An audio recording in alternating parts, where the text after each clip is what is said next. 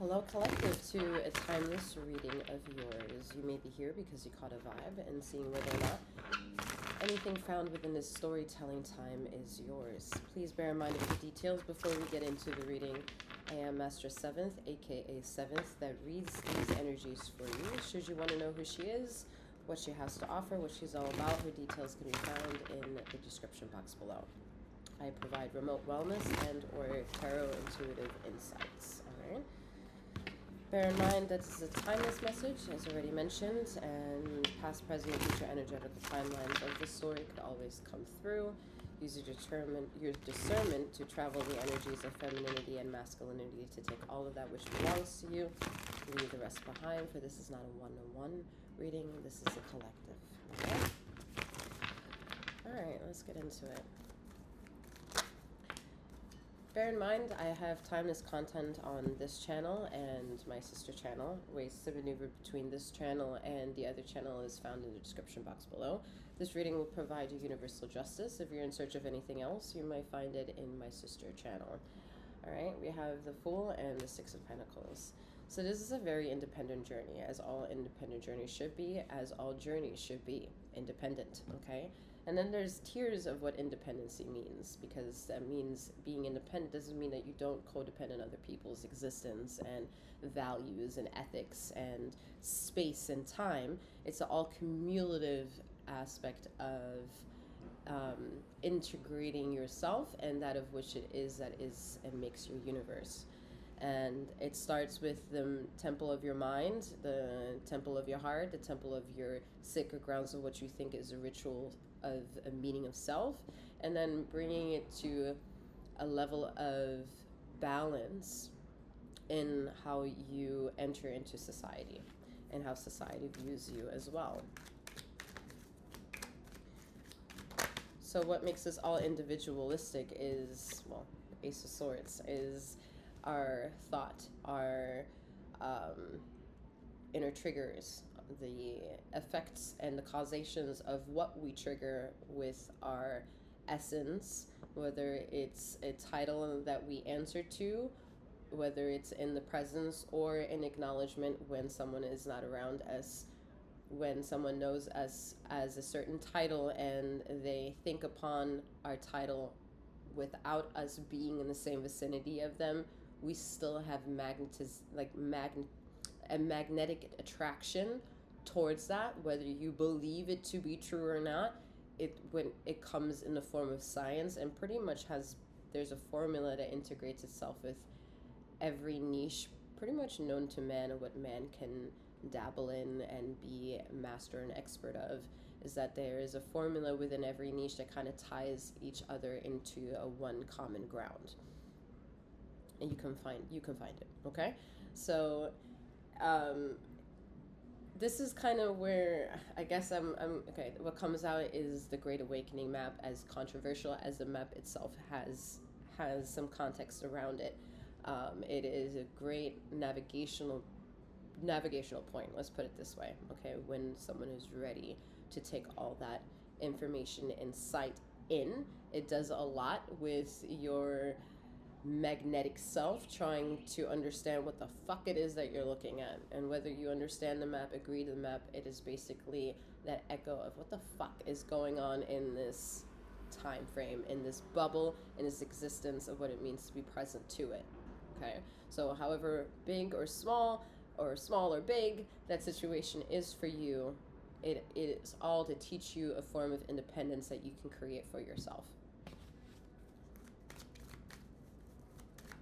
And also your stability, your mental wellness, your adaptability, accepting possible symptoms of cognitive dissonance, accepting possible integrations of what you can't understand here with the Hanged Man, having your world take you to the rabbit hole and down the rabbit hole like Alice in Wonderland and bring you to newfound possibilities, is however life may introduce that metaphor to you. It could be as small as finding an object that you haven't found in a long time and you thought you were missing it and it's gone and lost forever and it comes back, or moments where we think it's a coincidence or miraculous, or serendipitous or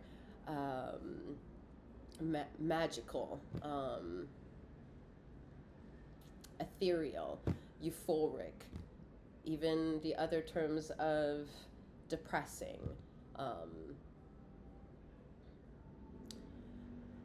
unbelievable, too mysterious, too powerful. Like, there are so many degrees of what ether has for you in order to make sense of it all. Yet instead of making yourself neurotic, trying to make sense of something that you can't understand, which is usually the factors of having to do anything that's externally of you, you begin the journey of understanding all facets and angles about yourself.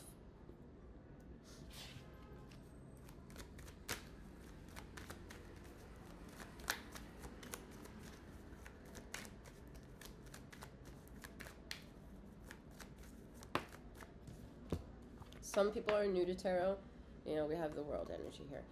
Some people are new to tarot, and tarot is a taboo in and of itself, and to justify that there's no one here to make amends to how well you process information, that is a personal journey of yours, and no one can force you to have an opinion that you don't want to have upon yourself. However, there is an allusion to that as well, that there are a lot of societal means to be involved in life that help induce an opinion, and then when you're only left with certain choices to bring that level of possible feeling into an opinion as words to define it as such, then you almost limit yourself in certain ways when you don't really know the true definition of what it is that you use to apply your own stature to. And I say all that to bring in that, you know, there are people of accolades that go into their niches of interests and are not masters. They're students to what they bring, but they bring a level of teachability to what they enjoy that makes them simultaneously a teacher while they are a student. And we can profitize off of these transactions. We can value off of these connections based off of each other. And then there's a system that is more or less dependent on a fluidity to always have that to be somewhat of an availability and a profitable transaction. So you have different niches of temples to provide you different assets of how to get information, and what can go missing along the way is your own intuitive processing of what it is that you accepted to be. And that is going back into producing an independent journey, a sovereign journey, and understanding the republic ways of your mental well-being, mental wellness, your your own republic, not republican, stance of sovereignty within emotional development and emotional intelligence, and let's say journeying, because journeying for some individuals aren't keen on using spirituality, where they may be more keen to use in religion, or where they're more keen to use archetypes and deities, whatever that is. It's a mystifying world of whatever this energy is, the hanged man and the world energy, to make you make sense of what you are still processing.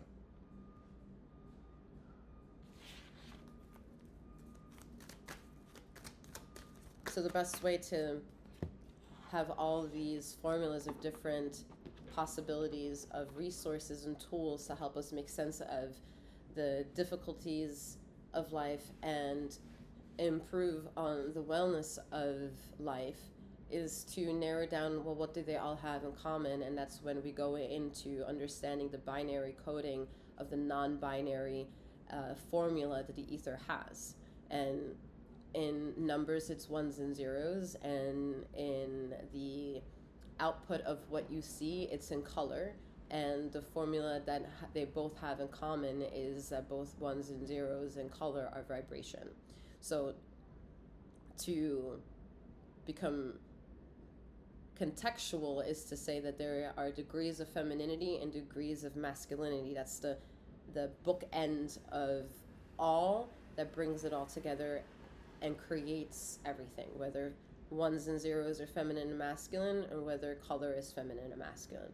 That all that duality is an expression of unwholesomeness, bringing it all together. And while you're bringing it all together, you have a sense of longing and a sense of pulsation happening within you while you're active, while you're thinking, while you're computing, while you're being something in the mental space from the neck up. There's also something happening from the neck down. And that's what we can almost dictate it as being your inner inertia. Okay? So you're taking hold of your inner inertia and you're wanting to make sense of it and figure out how it flows and what goes against your own flow. It's too many. Some of you need to wash your hands a bit more. We have the Wheel of Fortune. Washing your hands is more like a esoterical guide that you can utilize in a moment of washing hands to see if you can feel a physiological difference of an effect happening with you. And in that moment realize, oh, it was just something as simple as washing your hands that gave you such a moment of relief. And that is more or less kind of washing your hands from karmic residual.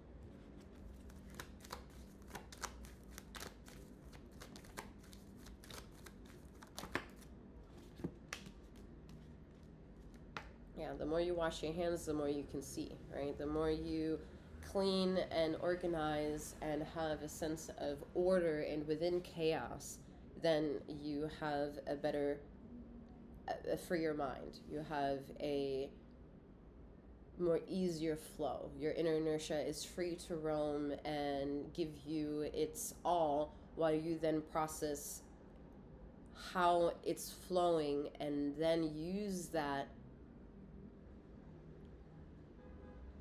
whole sense of self to begin the process of holding yourself responsible and accountable for the things you show up for. The things you choose, the things you need to let go of, the things you need to bring into yourself while not waiting for anything. And then when it's enough, letting it go, because it cannot move, you move. 6 of Cups. It's making sense of it all. While you're making sense of it all, you're reconciling with versions of yourself, because if you're fighting for something, especially within the capsule of this reading, and resonate with it, it values to an assumption that you are fighting for something. And when you realize you don't have to fight for it, you're anticipating its arrival, then you start understanding, oh, there's a different way that I can actually utilize this energy for, maybe perhaps a different way.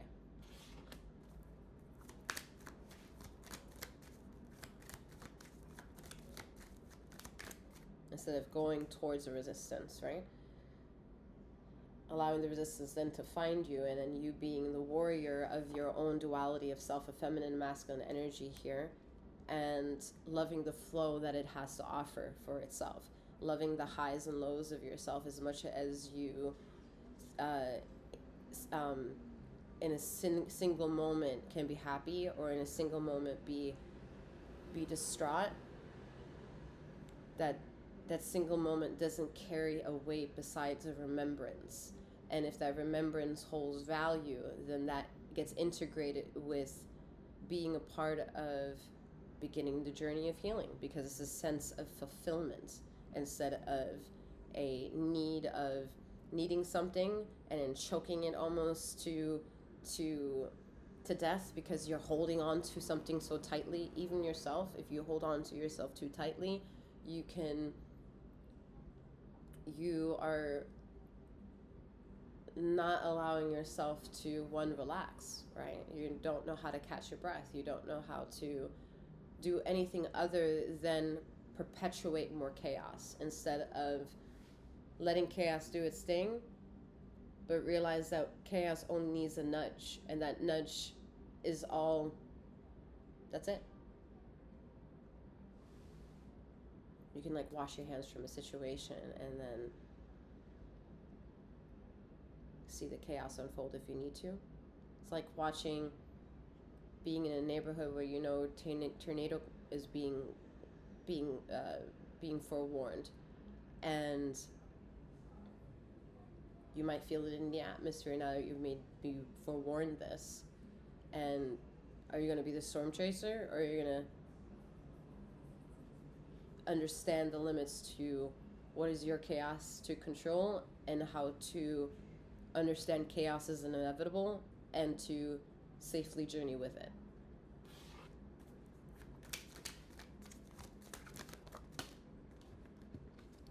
Knight of Pentacles gives you the imagery that you are safely moving with it. With what? You don't know. But it's a feeling of know-how. It's a feeling of willpower. It's feeling of make manifest, make more, the engine going.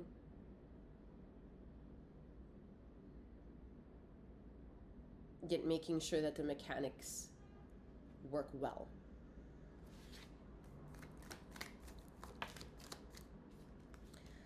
Seven of Swords.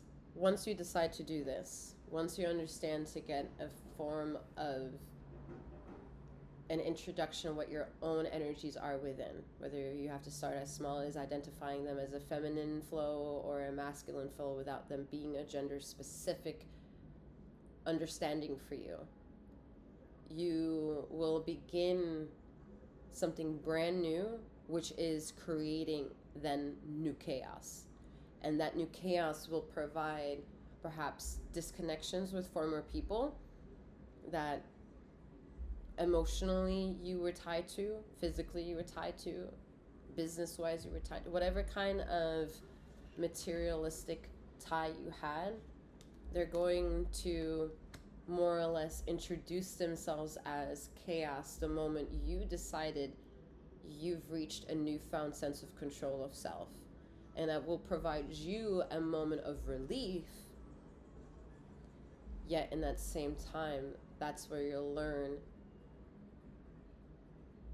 what energies more or less to stay away from or stay clear of, or to learn wisely how to continue being in connection with without it being a depletion of yourself.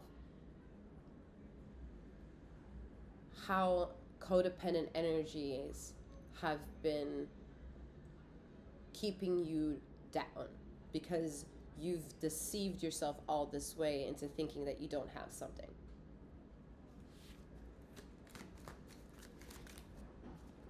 Yeah. That's why the Queen of Cups energy here.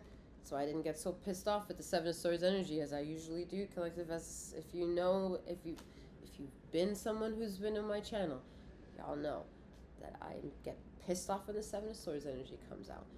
But it was nicer today. It was nicer today. All right? And it's because to teach you a lesson of what self-deception can do to you. And it begins in seeing how the world around you is deceptive already. All right, let's see.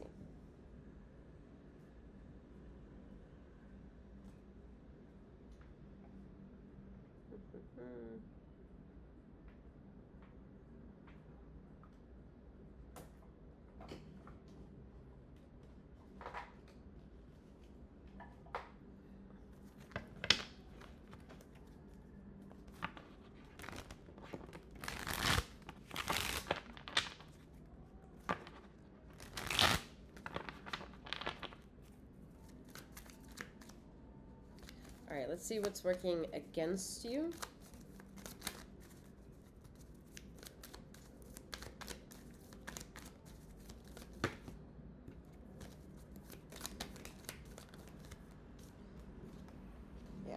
We have judgment. What's working against you is that you have a lot of codependent connections. This connection right here. You have a lot of these deceptive, emotional, manipulative energies around you. And it's hard for you to identify them, so we have to find ways for you to identify with yourself, right? Seems oversimplified, but it is a general collective reading, right?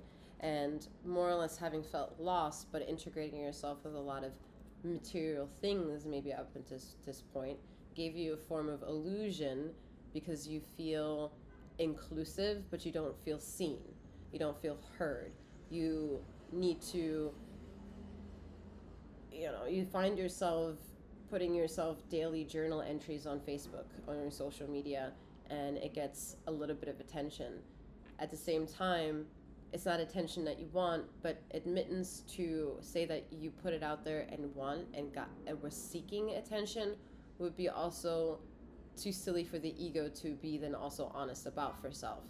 So there's so many levels of self-judgment that's not helping you, and then true judgment of whatever it means for you to exist in this earthly realm is here to then judge you. However you depict that as, whether you're an atheist or not, is irrelevant. It's truly irrelevant, because everything that's going to come up are your emotions anyway, and your emotions don't cause your euphoric moments in life. Those are the gifts of life. So if those are the gifts of life, there's something beyond emotions that ties everything together. And in alchemy, that would be the air magic of things, okay? And that's what true judgment is. It's not your emotions, it's you catching your breath and grounding yourself. You seeking movement and providing air energy within your body when you feel tense and stressed. Knowing when to stay away from the tornado of situation and chaotic situations. And knowing when deceptive energy is introducing itself externally, it's because there is a lack of control internally of yourself. True judgment. 20.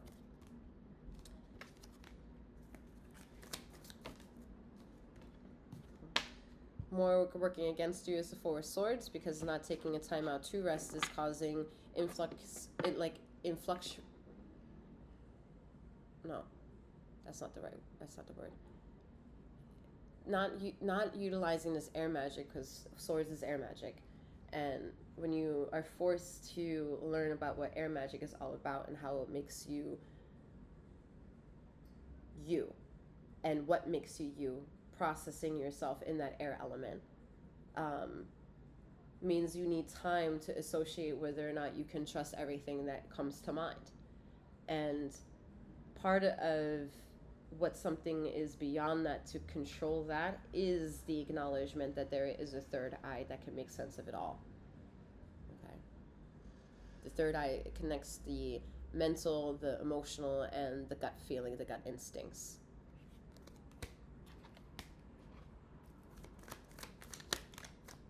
Some of you may not understand it because you're in a world that has never been introduced to that. Maybe speaking or hearing someone else speak that way creates cognitive dissonance, and yet everything else around the conversation or the reading has been interesting. So it doesn't mean that you don't necessarily understand it because you don't necessarily resonate with it. Maybe you will find a different word for it. Somebody who's like smoking cigarettes doesn't like smoking all brands of cigarettes. Somebody who likes smoking chewing gum maybe has a preference of chewing gum. The same way you maybe like your brand of water and the type of tequila or the type of fucking beer or the fucking type of people. There's all different kind of options that you have. What's interesting though is that, essentially tobacco is tobacco and gum is gum and people are people. Like, there's a commonality to it all. That if you can come to that basic, well then, why is there so much problem with everything being unified anyway, right? It seems to be like a personal problem. And that's where the Five of Pentacles comes in, and that personal problem takes shape, because you can put yourself in a box and never seemingly truly get the experience of life because, well, one good inkling is because you've been up to this point of the reading and you resonated with something. So you felt something, okay? The rest would be the details of the one-on-one. Alright, we have the Eight of Cups and the Wheel of Fortune. Alright, yeah. It's your personal journey with the Eight of Cups, your emotions. Understanding what you're going to be pissed about, what you're going to accept to be yours, true or not, what you're going to gravitate towards, what you're going to accept to be a life-changing, monumental newness of information or adventure, or not. Whether you want to stay in the same routine or change up the routine, elevate your routine or change gears, change your diet, you know. But are there energies that can speak of duality and still be like, you know what, I'm going to teach you the ways, but actually what I'm going to keep teaching you is to keep feeding my energy? Yeah, there are people that way. And then there are another versions of individuals who are like, I know everything that I possibly want to share with you, but I have too much I need to give, and I don't want anything in return. You have that too. And it's up to you to feel which one you want to gravitate towards and which one is going to be the ultimate judgment of who and what it is that you are. All right, collective, I'm leaving it right there where it is. I'm wishing you a wonderful morning, noon, or night, wherever you are in the ether of this time and space, and may you keep flowing, growing, and glowing. Take care.